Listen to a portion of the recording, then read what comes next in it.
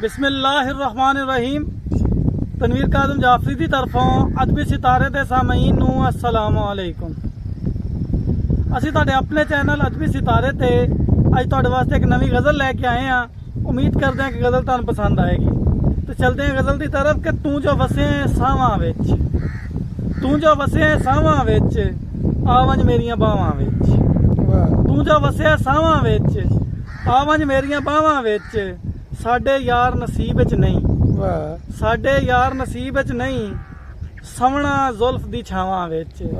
साडे यार नसीब विच नहीं, सवना जुल्फ दी छावां विच, ते होर निगाह विच कोई नहीं, होर निगाह विच कोई नहीं, तू है सिर्फ निगाहां विच।